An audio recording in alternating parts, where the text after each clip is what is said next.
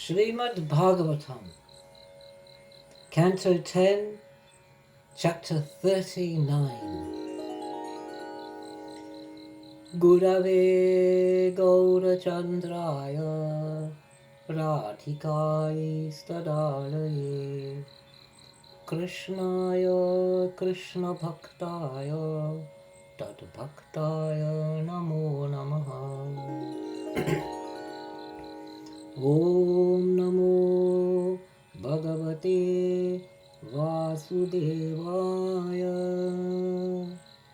Om Namo Purushottamaya.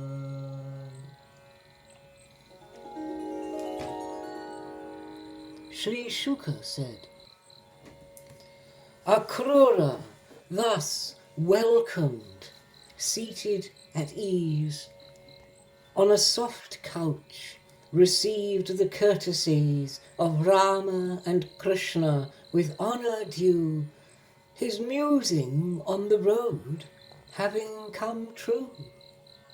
What is there, O King, that cannot be gained for one who his high pleasure hath attained? Of him the resort of Shri and her Lord, but still they never seek any reward. The son of Devaki, the Lord Most High, their evening meal sped, made inquiry regarding the well-being of his friends, their deeds, as also Kamsa's means and ends. The blessed Lord said, Thou art most welcome, gentle uncle dear. I trust you had a pleasant journey here. Are all thy kith and kinsmen doing well, in good health and unhindered? Pray thee tell. But what is the good of inquiries? With Kamsa there the family's disease, regarding thy welfare and well-being, and of our friends, with that wretch prospering. Alas, mark how my parents have endured woe and have been to confinement inured. I have only brought them grief and pain, and I the cause of all their children slain. O good uncle, our sight is blessed today, since thou, O gentle one, hast come this way. Now deign to tell wherefore thou hast come here, the reasons for thy long journey declare. Sri Shuka said, Thus questioned by the Supreme Lord Divine, that noble scion of the Madhu line told how the tyrant did with Yadus strive, and Vasudev of life sought to deprive. He then, the substance of his message thus conveyed, he then revealed the plots Kamsa had laid. How Narad also did Kamsa inform that he was of Anakadundubi born. When having heard Akrura's speech, they rose, those mighty conquerors of hostile foes, Krishna and Bala, laughing in disdain, to Nanda the king's order did proclaim. Then Nanda issued his decree to bring their milk products as tribute to the king. Let finest gifts of value be bestowed. In readiness your wagons yoke and load, for on the morrow we take our journey to the vast capital Madhupuri. There, with salutation and compliment, our milk products will to the king present, and there we shall a grand tournament see, with gathered people from the town and lea. Thus Nanda had his officer convey his orders, which the latter did relay. Now, when this news the cowherd damsels heard, they were with much distress and anguish stirred, that Akrura had come there to convey from Vraja to the city far away dear Rama and Krishna, the brothers twain, assailed them with immeasurable pain. Some, hearing the tidings, their hearts were rent, and some grew pale at the burning torment, and others breathed long sighs of dire distress, and loosened where their bangles, braids, and dress. Others withdrew their consciousness within, abstracted with contemplation on him, even as those who the self contemplate, and go to the soul's eternal estate. Others recall how Lord Sauri would smile with amorous glances, which did beguile their hearts, and the speeches he would convey with eloquence caused them to swoon away. And while in their distress they plain and weep, their thoughts on the Lord Achyuta they steep, his sweet conduct, the manner of his gait, his fond glances, which woe would dissipate, his merry jokes, his deeds of high renown, they thus were into apprehension thrown, that Mukunda indeed away would go, assailed them with dread fear and bitter woe, and gathering in groups began to sing, their cheeks bedewed with tears from much weeping. The cowherd damsels said, "O stern Providence, you are pitiless, who cause beings to join in happiness. Before they their desires consummate, you supervene and lovers separate. And love, before it groweth to full destroy, like a wanton, capricious, spiteful boy. This conduct is not well that you pursue, since having first manifest to our view Mukunda's face, which you to thus disclose, with comely cheeks and fine prominent nose, with shape-straying locks of hair and tender smiles, which banishes distress and woe beguiles, it is a rash presumption on your part to drive in this way fond lovers apart. O Providence, you come in friendly guise as Akrura, but really in you lies capricious folly, cruelty, and spite, for having first afforded us eyesight, yet now you cunningly scheme and contrive, and fain would of his vision us deprive. Since, moulding of this form, you did fulfill the ultimate perfection of your skill, in the figure and excellence of grace, in the features of Madhudrisha's face. Ah, Nanda's son, who breaks loving affairs, even to look upon us little cares. Our homes and relatives for his dear sake, our husbands and our children we forsake. Enamoured of his love, yet certainly he always seeks in love for novelty. What a blessed good morning 'twill be for those ladies who dwell in the city! For certainly they shall reap the reward to look upon the face of Braja's Lord, and drink with their side glances to the full the nectar of his face most beautiful. Alas, weak dames, hearken to what I tell, when Mukunda, under the witching spell of sweet talk of the high-born ladies there, how will he to us rustic girls repair? For though he is righteous and innocent, he will succumb to love's bewilderment. Verily tomorrow the dynasties, Dasarhas, Bhojas, Andakas, Vrishnis, and Satwatas will all enjoy the sight, filling their eyes with festive delight.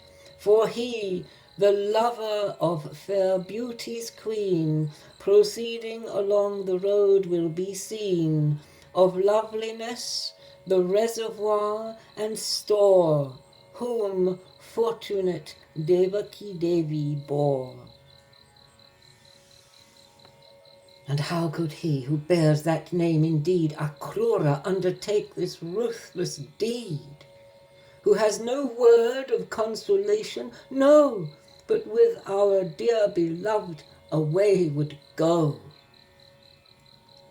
Callous Krishna now mounts the car to part.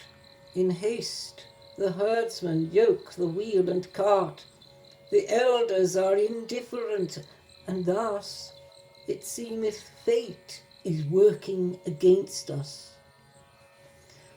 Let us approach and stand before the car, and thereby Madhava's departure bar. So what if elders and relatives chide? We cannot in an eye's twinkling abide, parted from dear Mukunda's company, or bear this pain of adverse destiny. When he with ardent love and tender grace, sweet speech, the playful glance and firm embrace, foregathered on those nights to dance the ras, full many nights as a moment did pass, how shall we endure the protracted time of his desertion, but to mourn and pine? Who at day's end to Braja would repair, with dust upon his garland and his hair, the dust by tramping hooves of kine upraised, and by his friends Ananta's friend was praised. And as he played the flute and fondly smiled, our minds were captivated and beguiled.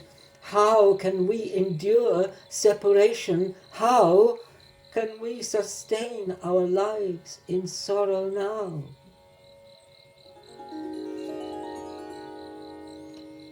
Sri Shuka said, thus did these fond damsels their woe express.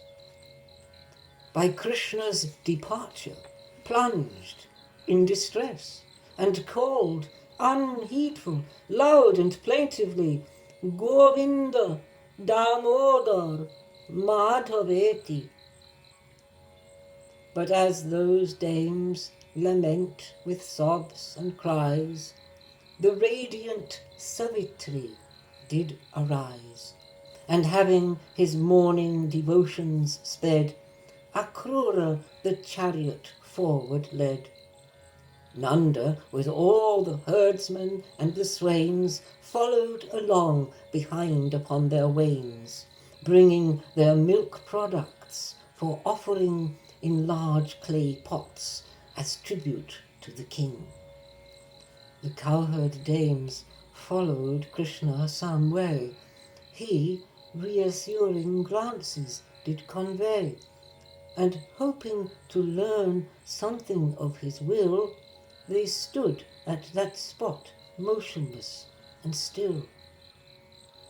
As he departed and beheld their plight, he did a comforting message indite, conveyed to them to ease their heart and pain, which said with love, I shall return again. So long as they could see the flag afar, and the dust upraised by the speeding car, They stood dumbfounded in their deep distress, like figures in a portrait motionless. Then they turned back, dejected and forlorn, despairing Govinda would e'er return. In lamentation spent their nights and days, rehearsing in song their beloved's praise.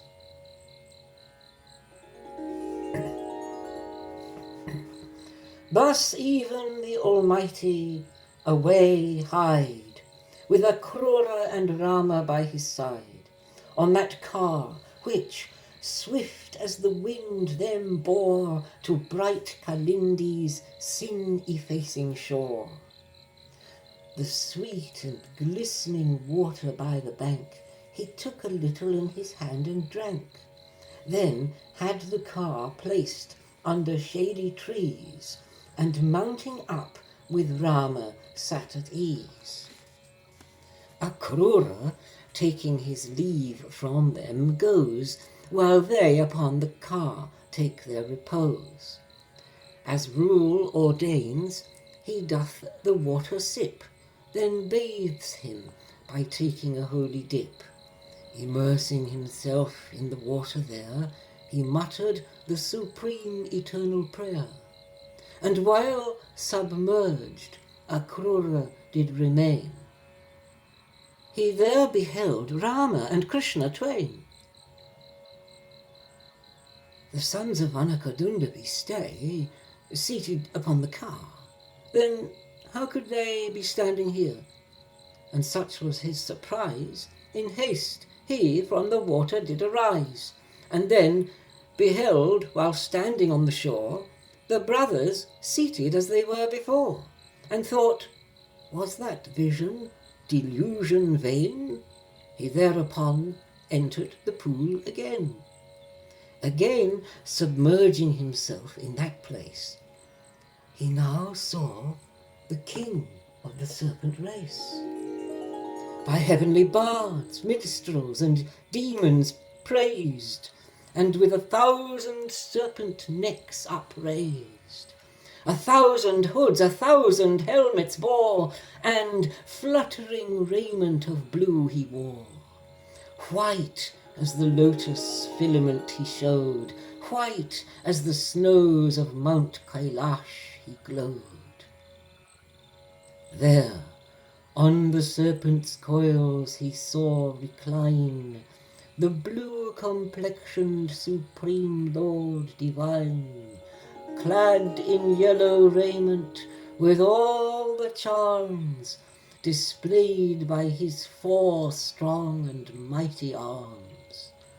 He, tranquil and serene, recumbent lies, with shining dawn-red tinted lotus eyes, a beautiful propitious countenance, and comely smile, and affectionate glance, soft cheeks and lips which like the dawn appears, with upraised eyebrows and beautiful ears, which fine symmetry of their beauty shows, as with the prominent and shapely nose.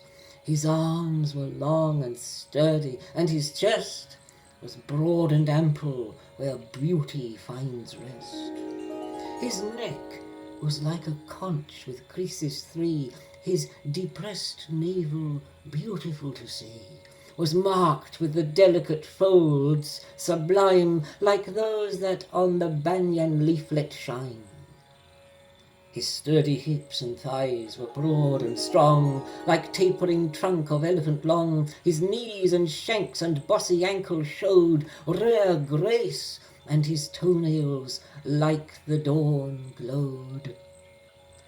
On his fine toes, which like soft petals shine on lotus flowers of his feet divine, embellished and adorned with many a gem, armlets, bracelets, and sparkling diadem. A jewel-studded ornamental zone was girt around his waist. His bosom shone with sacred thread. His lotus feet feet were dight with tinkling ankle bells and gleaming bright. Lovely ear pendants dangle from his ears, the lotus conch, discus and club he rears, his ample bosom marked with beauty's sign. Upon his breast the Kaustubha doth shine, decked with flower garlands of rarest scent, with sweet perfume odorous redolent. On every side he was adored and praised by his associates, with voices raised in words of spotless eulogy divine, expressing each his sentiment sublime. His foremost attendants beside him stand, Nanda and Sunanda on either hand, Sanaka and his brethren praise bestowed, Brahma and Rudra and many a god, the 9 yogins of twice-born ones the best, Prahlad, Narad, Vasu and all the rest. There beauty, nourishment and speech were found, fame, pleasure, Ila and Urja surround, with Vidya and Avidya and Maya too, his goddesses most beautiful to view. Akrura thus, having beheld this sight, was overwhelmed with love and fond delight, exhilarated and thrilled thus to see, his eyes brimmed o'er with tears of ecstasy. His hair all stood on end with joy elate, then gradually resumed his wonted state, with palms together pressed and lowered head, in faltering and broken tones he said. And thus ends chapter 39 in the great and glorious Bhagavat Purana, the text beloved of swan-like saints, sung by the son of Vyasa. Hare Krishna. Om Tat Sat.